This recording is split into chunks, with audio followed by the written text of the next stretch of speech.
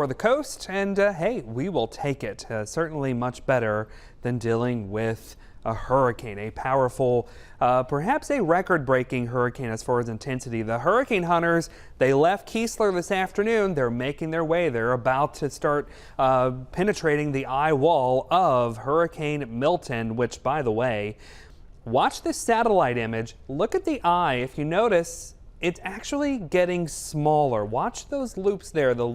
That eye is actually contracting, and when you see that, that's a sign of an intensifying hurricane. Hard to believe because it's already so intense. How much stronger can it possibly get? Well, winds of 180 miles per hour, moving to the east at 10, pressure down to 905 millibars.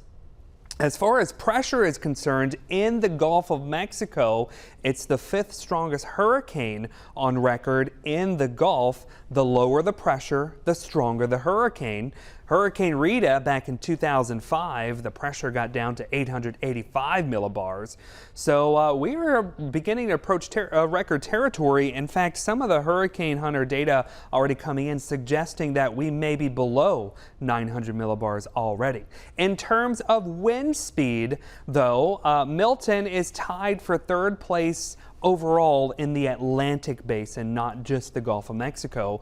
As far as winds go, dating back to the satellite era of hurricanes, which is about 1950, strongest is Hurricane Allen back in 1980, 190 mile per hour winds.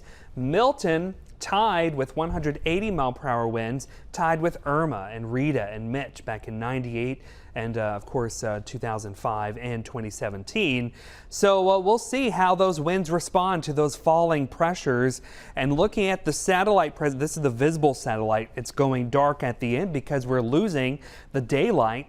But you can see that very small eye wall there, and that's where you're going to find those 180 mile per hour winds. The entire storm is not producing those winds. It's right around the eye wall, but you can see that stadium effect with the sun setting, and we're starting to see things starting to contract again. Milton's intensifying. Why? It found the one spot in the Gulf of Mexico where there's no wind shear. Lots of wind shear across the northern Gulf, which is great for us here in South Mississippi, but down here, not much wind shear. Lots of warm water, low wind shear. Small storm like that can take advantage of that situation and become a major hurricane. Some weakening is expected as it approaches Florida. However, Florida should not focus on the category of this storm. Even though it's going to weaken, the wind field is going to expand. Significant wind impacts, but significant storm surge impacts as well. Notice as we go into Wednesday and Thursday, the further north and east the storm goes, it encounters more wind shear. That's why that weakening is expected. 7-day forecast, it looks like this again for South Mississippi. Things looking great.